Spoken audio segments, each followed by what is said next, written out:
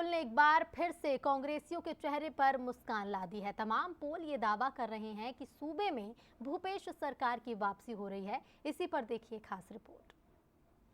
तेलंगाना में चुनाव खत्म होते ही सबकी नजरें 5 राज्यों के एग्जिट पोल पर टिकी हुई थी।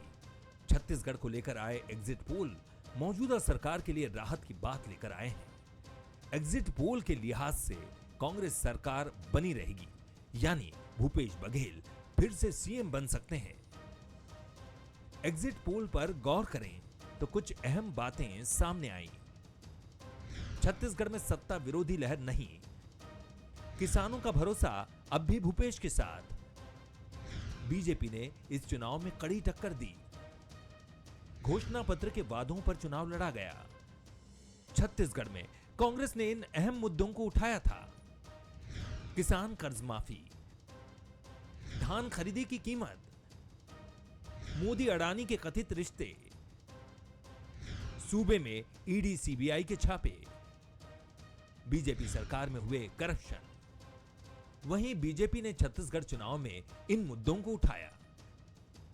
शराबबंदी का अधूरा वादा, क्राइम का बढ़ता ग्राफ, बिरनपुर हिंसा और धर्मांतरण, कांग्रेस नेताओं पर लगे करप्शन के आरोप, छत्तीसगढ़ कांग्रेस का भरोसे का पत्र, 3200 रुपए में धान खरीदी, 20 क्विंटल प्रति एकड़ धान खरीदी, महिलाओं को सिलेंडर पर 500 रुपए की सब्सिडी, किसानों का होगा कर्ज माफ, छत्तीसगढ़ बीजेपी का संकल्प पत्र, 3100 रुपए में धान खरीदी, 21 क्विंटल धान खरीदी, तेंदुपत्ता बोनस 5500, गरीब महिलाओं को सिलेंडर पर 500 रुपए की सब्सिडी, चरण पादुका योजना फिर शुरू करेंगे। एग्जिट पोल को लेकर सीएम भूपेश बघेल का कहना है कि किसान और जनता का भरोसा कांग्रेस के साथ है। 7 एग्जिट पोल में किसी का आंकड़े एक आध समानता है, लेकिन 2 दिन बाद वो सभी पोल जो है एक समान होंगे।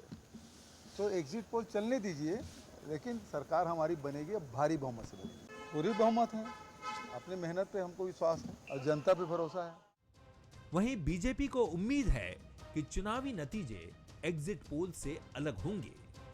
मुझे लगता है कि जो जहाँ पे टाइट फाइट दिखाया गया है, जहाँ संघर्ष दिखाया गया है, भारतीय जनता पार्टी उन सब आंकड़ों को देखने के बाद, दक्षिण का हो, उत्तर का हो, मध्य क्षेत्र का हो, तीनों का विश्लेषण करने के बाद ये स्पष्ट हो चुका है कि भारतीय जनता पार्टी अब 46 और 48 में रुकने वाली नहीं है।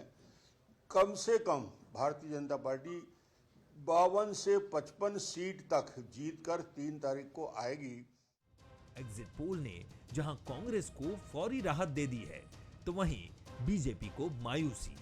लेकिन ये गौर करने वाली बात है कि नतीजे पोल से अलग भी हो सकते हैं। इसीलिए 3 दिसंबर का ही इंतजार करना बेहतर है। कुलेश्वर पांडे, बंसल न्यूज, रायपुर।